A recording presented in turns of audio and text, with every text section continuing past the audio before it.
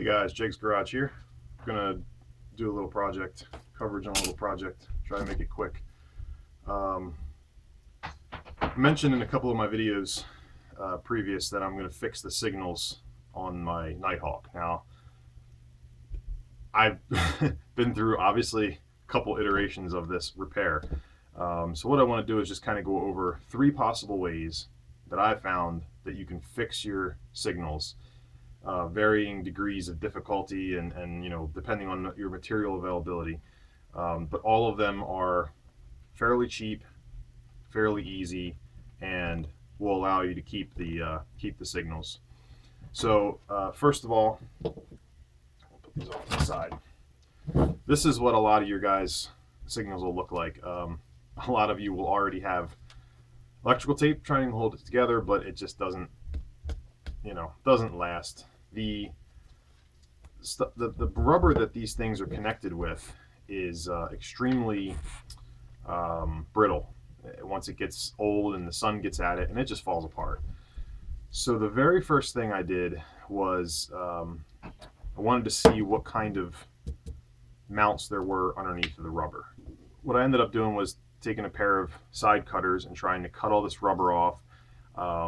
And it's very messy, it's very time consuming, and I did that to 3 lights before realizing that was a stupid way to do it.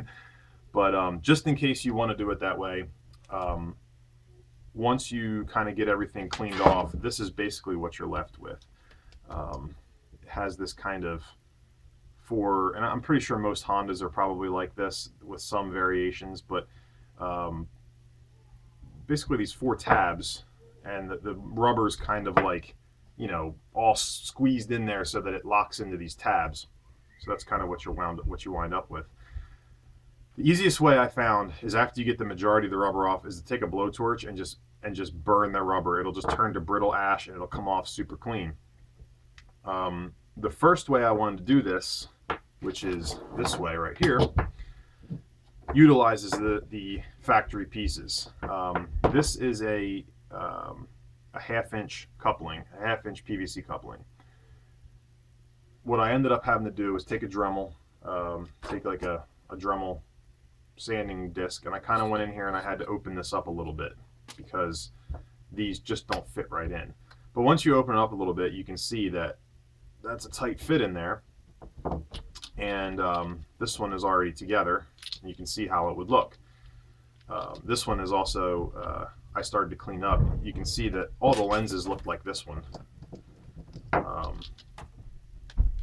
So that's the other thing you want to do is polish up your lens, because these usually you can save them. A little bit of wet sanding, clean up, polish. I use like turtle wax polish with a just like a hand polish, a little Terry, one of these deals.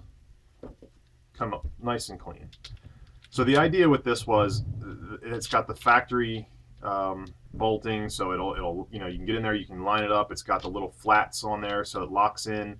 And what I was going to do is just use some JB weld and just gob it in there on both ends, stick it together, get it set where I want it, and then let it cure. That's all well and fine, except, again, to do it this way, you have to remove all that rubber, which is just a pain in the butt. You also have basically one shot at getting them lined up how you want them, because there's the flats, and once you lock it in and that JB weld sets, you're not going to be able to move it. And the other thing that I didn't like about this was I just didn't like the fact that I was gluing it together. I'd rather have something you can bolt together. So that's the one way you can do it, and it's cheap. This was like less than $1 for 4 of these things, and you grind them out, you can glue them together, paint them, scuff them up with some Scotch-Brite, paint them, and you're done. That was number 1. That way didn't sit well with me, so I got a little creative and was trying to figure out what was available that was threaded externally with a pass-through, with a hole through the middle of it. And as I was brainstorming in the hardware store, the first thing I thought of was lamp parts. So when you have a lamp and you have any kind of pieces that are assembled with the lamp, you have to have wires that go up through to power the light bulb. So I went to my hardware store, and sure enough, the lamp studs are about the same size that you need. So I'm gonna show you what this looks like outside of the light here. So you can kind of put this together however you want, but this thread, it's called 1/8 inch NPT, but it's straight thread. It's not tapered pipe thread. It's 1/8 inch straight pipe thread. And you can't, as far as I could tell, get any kind of nuts and bolts to really fit this aside from lamp parts. So like I said, you can kind of cobble this together how you want. This is just to get the idea across that you could use something like this, but it's got, you know, a decent pass through. You'll see on this one I have washers. The idea was I was going to turn these washers down to fit, and what I'm using is just 3/4 inch PVC pipe to kind of make a sleeve, and I'll show you that on my last iteration here. But so yeah, you know, they make little nuts. They make these little jam nuts, which, you know, they're very thin, so you can't really crank down on them too hard, and they're also brass. So the idea is that inside here you have the you'll have the stud go in, and you have, I used one of these big thumb screws because it kind of fits in there nicely, and then you use a lock washer and one of these nuts, and you can tighten that up, and then you use a series of nuts to get your spacers. And then comes the fun part. You want to be able to tighten this thing up tight when it's on the bike.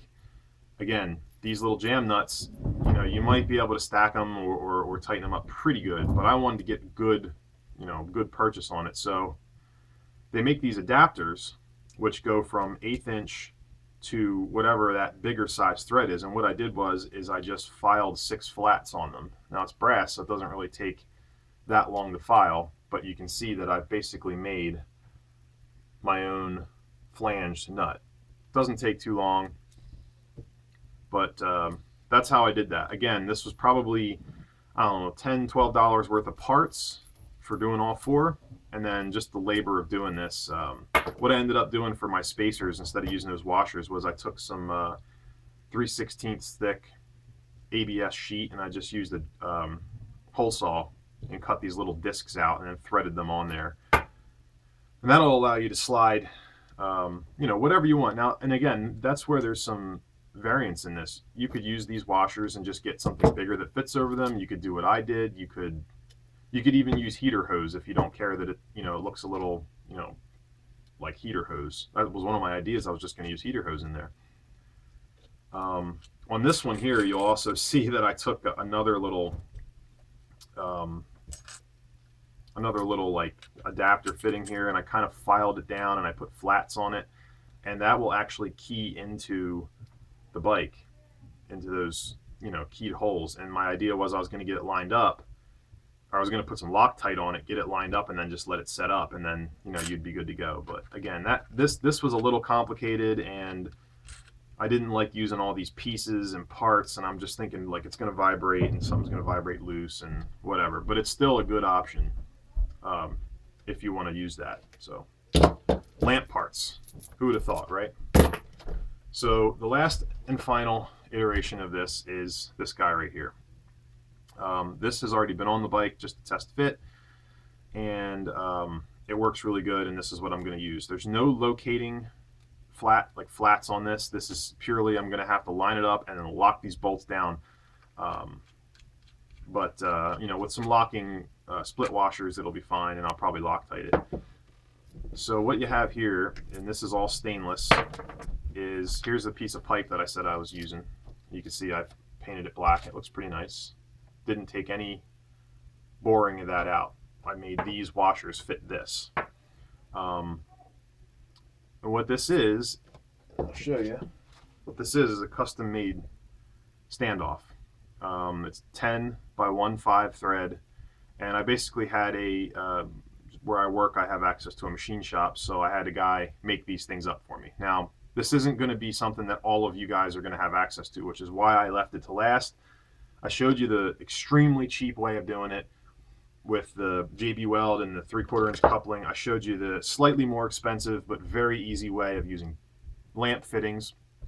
This is the kind of thing where you could draw these up and send it to an online machine shop or something like that, and I don't know how much it would cost you, but you don't have to get it made out of stainless either. But he did a really nice job for me, And the nice thing about this is I can use standard hardware, which was my main thing. I wanted to use nice big beefy, you know, flange locking nuts and be able to really get this thing tight. So that's what this is. This is just, you know, it actually is such a tight fit going into the body of the light. I had to thread it through the plastic. And then there's a lock washer and a nut, not one of these, just a regular standard nut on the inside. And tighten that down. And the plastic things actually thread on there so tight that, you know, they're not going to go anywhere. And you can, like I said, take your PVC pipe, it slides right over. It's a nice fit. And once you tighten that nut up on there, everything gets locked together. And I think what I might do is actually put a split washer on the inside also, just to kind of help give it some, you know, resist wanting to spin. But I think once it's tightened up and on there, even once I tightened it up on there, I actually had a hard time twisting it, making it twist. So I don't know, I don't think vibrations are going to do too much to that. So, and that's just, like I said, some Scotch-Brite, clean it up with some alcohol, and I sprayed it with automotive. I believe it's, this particular one is engine paint, semi-gloss black. It's my favorite stuff to use. Sprays really nice and dries very quickly, and it's very resilient to gas spills, oil spills. It's UV resistant. It's just really good stuff. I use it on pretty much everything. So there you have it. Those are some ways you can fix your lights for either cheap or, again, I don't know how much you'd get charged for something like this. Or maybe some of you guys know where you can purchase something. I couldn't find anything. I went on McMaster-Carr, I went on Granger. I couldn't find anything, you know, that would give me what I need here, or what I was looking for anyway. So you could check that out. If you find something else readily available, leave a comment below so other people can find it, and also so I can find it, because like I said, I won't always have access to a machine shop maybe, and I also don't like pulling my guys off doing something else to help me make bike parts. So there you have it. If you have any questions, if you want to know more about, you know, any of these methods, feel free to leave a comment below. Let me know what you think. Let me know if you hate it. Let me know if you love it. You know, again, and all this, I realize all of this was to save, what, $20 to $40 for an aftermarket set of lights. And that's not the point, though. The point is that I didn't have to spend, you know, that much money. Obviously, I did over the course of this experimentation, but I wanted 3-wire lights. A lot of the aftermarket lights are only 2-wire. I didn't want to have to mess with that. I wanted my 3-wire lights. I like the way the stock lights look. They clean up nice. I might actually hit this back portion with some of that paint just to clean them up, but the lenses cleaned up nice. So it was just, I wanted to do it, and I figured it might help somebody else out. So if you want to save your stock lights and you want to clean them up, make them a little shorter, tuck them in. You could also, you know, make these longer, or they had longer pieces of this are 2.5-inch long lamp nipples. They make them up to like even a foot long, I think. So you could really kind of adjust how you like them to look. So, and again, this is just for decoration more or less, so that can be as long as you want too. So any questions, let me know, and maybe I'll throw a picture if I get a chance on how it looks mounted up to the bike. I'm not really ready to install these yet, but I wanted to get the video made because I have obviously 4 different stages of lights here, and I want to get them all ready to bolt on so that when I'm done doing my other work, I can bolt them right on. So this is just wanted to go over this real quick. There's going to be more videos coming up soon. I got all the parts I need for my brakes. So there's going to be a master cylinder rebuild, caliper rebuild, and I'll probably get some of the reassembly on the bike. I got my fork seals, which I'll probably do before I reinstall the brakes. So that kind of might be I might have to kind of like work on the timing. But other than that, we're really close. I just have to get the time, and like I said, I want to share it with you guys, so I have to find the time to take the video and get the work done. So thanks for watching. If you could, leave a comment. Like I said, let me know what you think. Share the video, subscribe, all that good stuff. And you can always follow me on Facebook and Instagram. The links are at the end and also in the description. So, yeah, thanks for watching, guys. Have a good one.